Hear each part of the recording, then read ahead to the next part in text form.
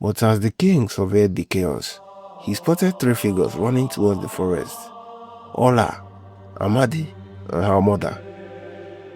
DM! After DM! Several warriors immediately broke away from the battle and sprinted after the fleeing family. Ola ran as fast as she could. Branches whipped against her face. Her heart pounded inside her chest. Amadi and his wife stayed close beside her, but the king's warriors were faster. Slowly, they closed the distance. Finally, they caught up. The soldiers surrounded them. Amadi stepped in front of his daughter. "Please," he begged. "She has done nothing wrong." The warriors ignored him. A struggle broke out. Amadi fought desperately. Ola's mother fought beside him, but they were overwhelmed. Within moments, the soldiers seized Ola. Amadi tried to reach her, but several warriors held him back. "Please," he cried, "she is only a child." The king soon arrived, and despite Amadi's pleas and the desperate resistance of Ola's parents, his heart remained hard. "Take her," he ordered. Ola burst into tears as the warriors dragged her away.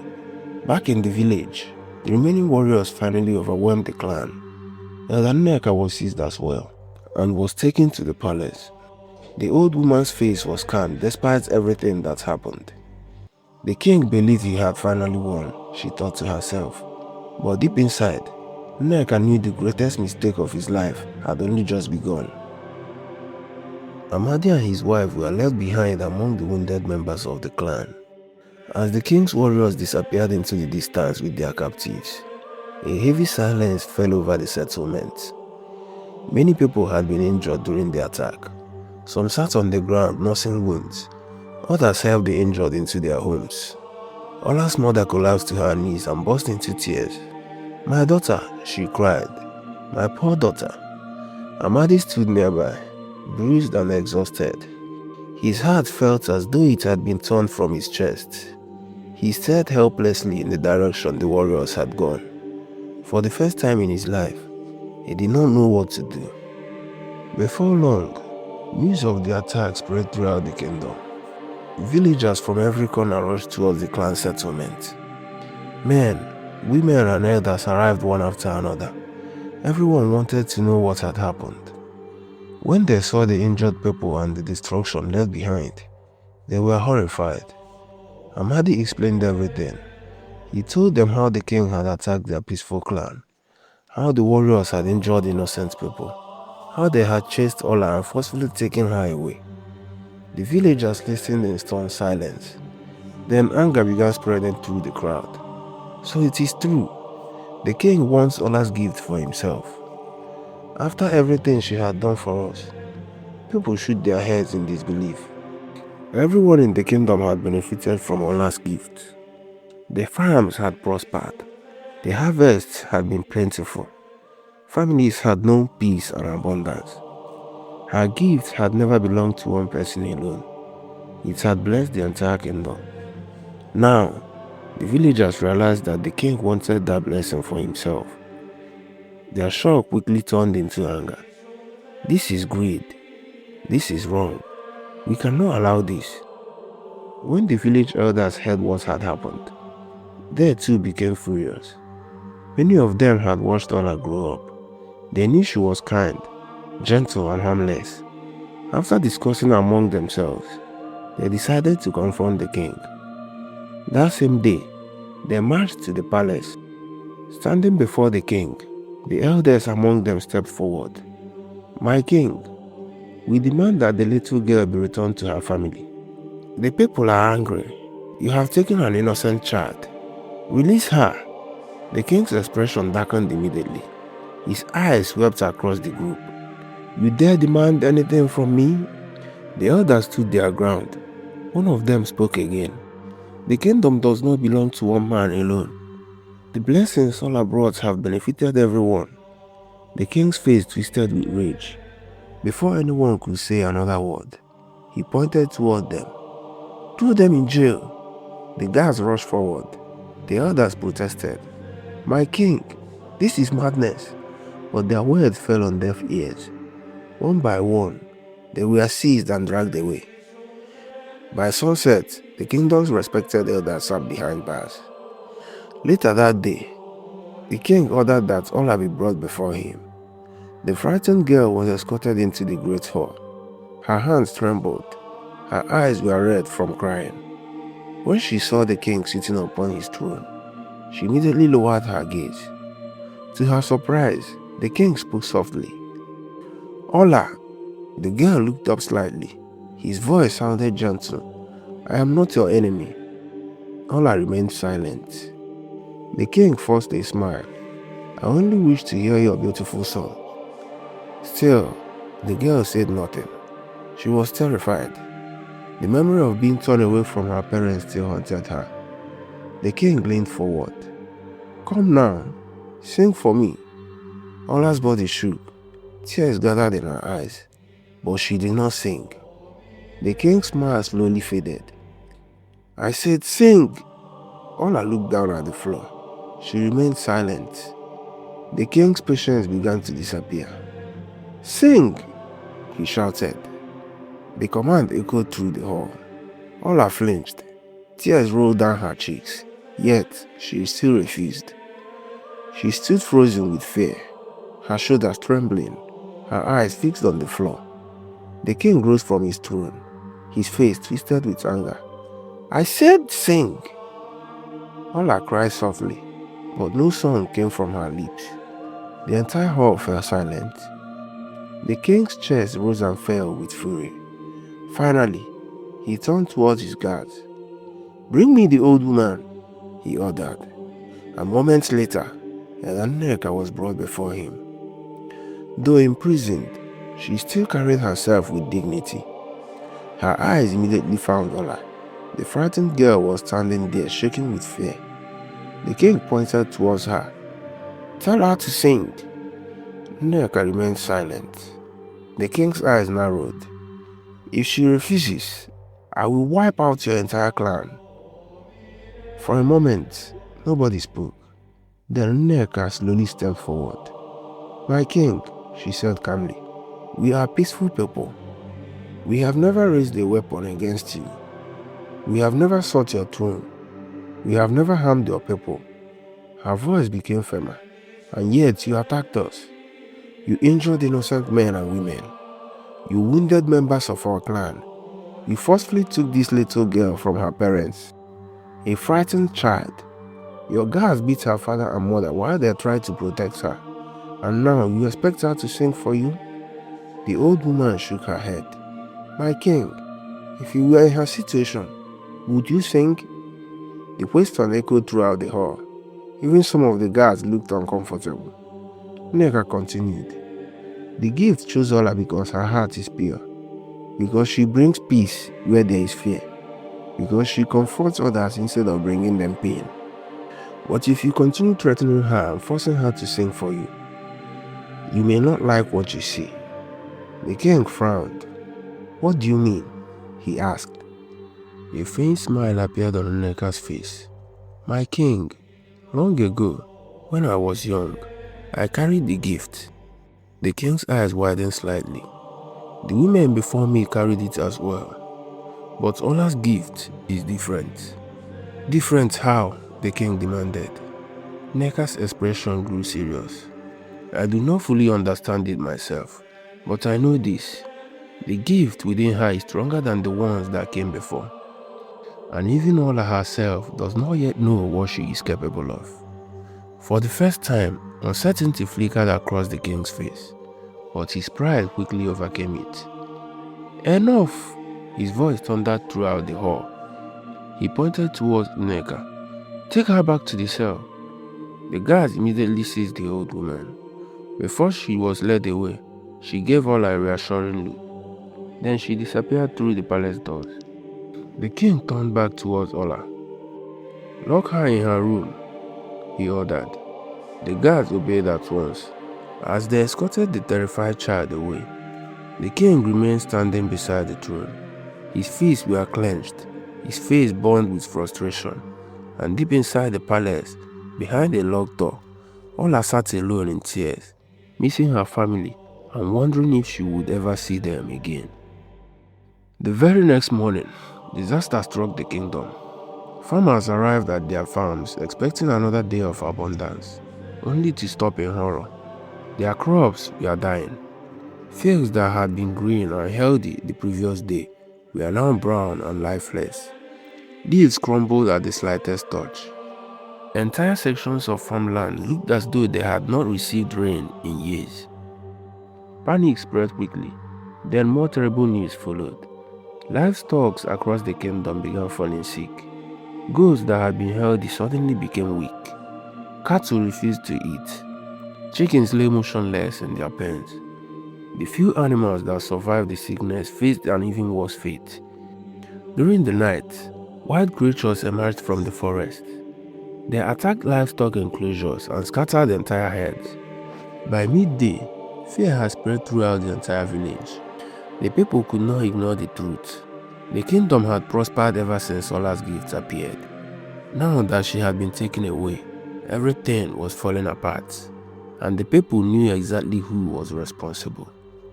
The king did this. He took the little girl. He stole the kingdom's blessing. Anger swept through the land like wildfire. Soon, hundreds of villagers emerged towards the palace. Among them were members of Ola's clan. Ola's father, Amadi, was also there. People from every corner of the kingdom joined together. Release Ola, bring her home, return our blessing. Their voices shook the palace walls. Inside, the king listened with growing fury. Instead of listening to the people, he ordered the guards to silence them. The palace gates opened. Armed men rushed forward, but the crowd refused to move. What began as shouting quickly turned into chaos. The people fought back. The place became a battlefield. Doors filled the air. People screamed. Men wrestled. Women pulled injured villagers to safety. The villagers fought bravely, but there were no match for trained soldiers. One by one, they were overwhelmed. Many were injured. Many were captured. And among those captured was Amadi, Ola's father. Bound and bruised, he was dragged before the palace. Word reached the king immediately, and a cruel smile spread across his face. Bring the girl, he ordered. Moments later, Ola was escorted into the palace courtyard. The moment she saw the prisoners, her heart nearly stopped. Then, she saw her father. "Father!" she screamed. Tears instantly filled her eyes. Amadi looked exhausted. His clothes were torn. His face was bruised. Yet, when he saw his daughter, he forced himself to smile. The king stepped forward. His voice was cold. He turned towards Ola. "You refuse to sing?" Ola looked down. "Because of your stubbornness, these people will suffer." The king raised his hand. The guard stepped forward. Amadi immediately understood. He shook his head. The guard struck him. Amadi staggered but remained strong. Ola screamed, "Stop!" But the king did nothing. The guard struck Amadi again and again. Each blow felt like a knife piercing Ola's heart. "Please," she cried. "Please, stop!" The king remained expressionless. Amadi tried to stand tall, tried to remain strong for his daughter, but eventually, his strength gave away. He collapsed to the ground and did not move. And at that moment, everything became still. The world around Ola seemed to disappear. She stared at her father, waiting, hoping, praying, but he remained still. A terrible cry escaped her lips, a cry so filled with grief that it silenced everyone. She fell to her knees, tears poured down her face, her body shook uncontrollably. Years of joy, years of kindness, years of innocence, all shattered in a single moment. Her entire body shook uncontrollably. Tears streamed endlessly down her face. At that very moment, the earth trembled. A deep rumble echoed beneath the palace. The ground shook violently. People struggled to remain standing. The palace walls cracked. Dark clouds swallowed the sun. A freezing wind swept across the kingdom.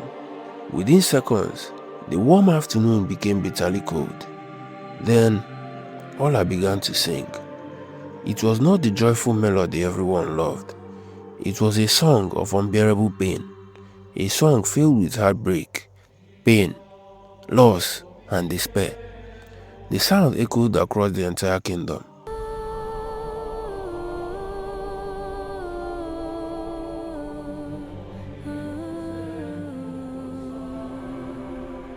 The moment her voice spread throughout the air, life itself began to disappear. The flowers surrounding the palace withered instantly. Green grass turned brown. Leaves shriveled before everyone's eyes. Fruits hanging from nearby trees blackened and fell to the ground. The palace gardens became lifeless. The wave of decay spread farther and farther. Across the kingdom, crops continued withering. Healthy trees began dying. The fragrance of blooming flowers vanished from the air. Then something even more terrifying happened. The guards who had moments earlier stood proudly suddenly staggered. One clutched his chest. Another fell to his knees, coughing violently. Others became weak. Their bodies trembled. Healthy men suddenly suffered the very sickness Ola's son had hailed countless times before. Panic spread through the palace. The king looked around in horror. His dream of possessing the blessing had become a nightmare. But the disaster had only just begun. From deep within the forest came a sound, a roar, then another, then dozens more. The villagers looked toward the forest. Their faces turned pale. Out of the bushes emerged lions. Behind them, elephants, buffaloes. Hundreds of bears darkened the sky above. More and more wild animals poured from the forest, not peacefully, not calmly. They charged towards the palace with terrifying fury. The villagers screamed. Everyone fled into their homes, slamming their doors and windows shut. Even the bravest hunters dared not stand in their path. The king's guard froze. Within moments, the animals reached the palace. Elephants smashed through the great gates as though they were made of straw. Lions leaped through broken windows. Leopards bounded across rooftops. Buffaloes crashed into walls. Birds filled every corner of the sky. The palace erupted into complete chaos. The guards threw away their weapons. Some climbed walls in desperation. Others hid beneath overturned carts. Many simply ran. The king's heart pounded wildly. Then, he remembered the elder Neka's warning. If you continue threatening her, you may not like what you see. His face drained of color. Before he could move, another terrifying sound filled the air. A loud buzzing. It grew louder and louder. The king slowly looked upward. His eyes widened with horror. A massive black cloud was rushing towards him. Not smoke, not darkness, but bees. Thousands upon thousands of them. No, he whispered. Then they descended. The king turned and ran. His guards fled with him. But the swarm of bees ignored everyone else. It chased only the king. The bees caught him with a moment. The first sting struck his neck. Another struck his chest. Then dozens more stung across his body. The king screamed in agony. He swung his arms wildly, trying to drive them away. But it was useless. The swarm covered him completely. More bees landed on his arms, his back, his legs, his hands. They stung relentlessly. The king stumbled forward before collapsing onto the ground. He rolled helplessly through the dirt. His crown fell from his head and rolled away. His screams echoed throughout the palace, but no one came. His guards had already fled. Within moments, his face became badly swollen. His eyes could barely remain open. His lips swelled until his words became almost impossible to understand. His hands and neck were covered with painful stings. He groaned loudly, clutching at his body. Every attempt to rise ended with another cry of agony as the bees swarmed him again. The mighty king, who had ignored the cries of the innocent people, now lay helpless on the ground, writhing in pain and begging for mercy. Meanwhile, deep inside the prison, Elder Neka heard the haunting songs carried by the wind. She closed her eyes. "I want him," she whispered. Outside, The kingdom seemed to be falling apart. Then suddenly, Amadi jolted awake, groaning softly. He slowly opened his eyes, only for them to widen in horror and confusion. Wild animals were rampaging through the palace grounds. The sky above had turned unnaturally dark, and people were screaming as they ran desperately for safety. What is happening? He wondered, struggling to make sense of the chaos. Then his gaze fell on Ola. She was kneeling on the ground, her eyes closed as she sang. In that instant, Amadi understood. The disaster had been caused by her. He forced himself to his feet. Ignoring the pain in his body, he stumbled towards her. "Ola!" he called, but she did not respond. Her eyes remained lowered. Her voice continued. The storm raged on. Animals roared. Thunder crashed. The earth trembled. Amadi moved closer. "Ola!" Still, nothing. Finally, he reached her. He dropped to his knees and wrapped his arms around her. "My daughter, I am here." The song faltered, and slowly, Ola lifted her head. She stared into her father's eyes. For a moment, she could not believe it. "Father," she called out softly. Amadi smiled weakly. "I'm alive." Ola burst into tears. She threw herself into his arms. "I am sorry, father." And in that very instant, the thunder ceased. The wind disappeared. The earth became still. The dark clouds slowly drifted away. The wild animals stopped where they stood, and one after another, they turned and quietly walked back into the forest. The birds disappeared into the sky. The bees scattered in every direction. Silence fell over the kingdom. It was over. The villagers slowly emerged from their homes. The prisoners were freed. Elder Nneka was released from her cell. She walked calmly towards the fallen king. The king lay on the ground, his face swollen from countless bee stings, groaning in pain and barely able to lift his head. Nneka looked down at him. "I warned you, but greed blinded you. You tried to steal a gift that was never yours." She turned away. Together with Ola, Amadi, Ola's mother, and the rest of the clan, she walked home. The lesson from that day was never forgotten. The kingdom eventually recovered, but no one forgot the day an innocent child's broken heart awakened the fury of nature itself. The villagers respected Ola more than ever before. They had seen the kindness in her heart, but they had also witnessed the terrifying power that emerged when that heart was shattered. Never again did anyone try to control her. Never again did anyone seek to use her gifts for selfish gain. The king survived, but every time thunder rolled across the sky or the distant buzzing of bees filled the air, fear gripped his heart, and he remembered the day his greed nearly destroyed the kingdom. As for Ola, she returned home with her parents. She continued to sing beneath every full moon. Her songs once again brought peace, healing and prosperity to the land. And despite all she had endured, she remained the same gentle, compassionate girl she had always been. For in the end, her greatest gift was never the magic in her voice, it was the goodness in her heart.